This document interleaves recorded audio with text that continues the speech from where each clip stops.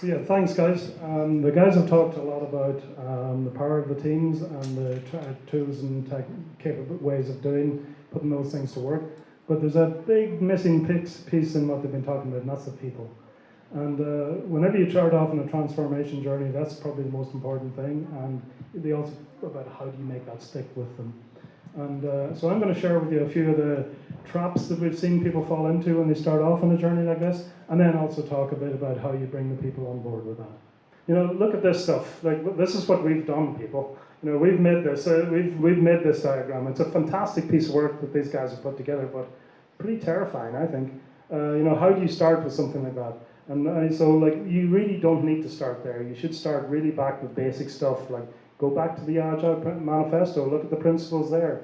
There's a lot of stuff in there that you can look at. You can start small and do a lot of work before you need to start to you know, decide exactly what framework that you want to use. Because again, this is the sort of stuff that people get lost in, and you know, like they get overexcited and over worried about what framework. And really, remember, these things are just tools and a means to an end.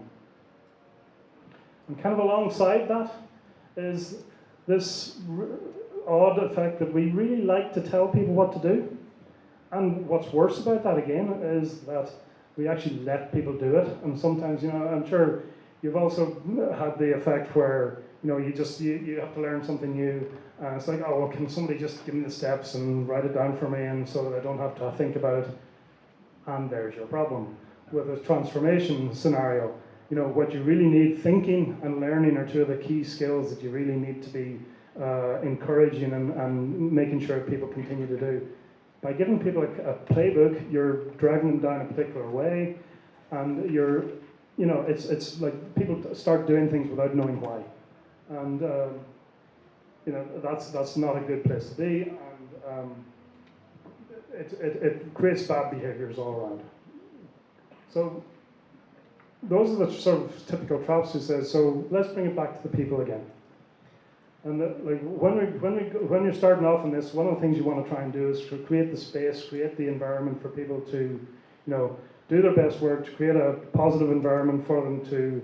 Sorry, I have to change my page. To be able to work in this new way.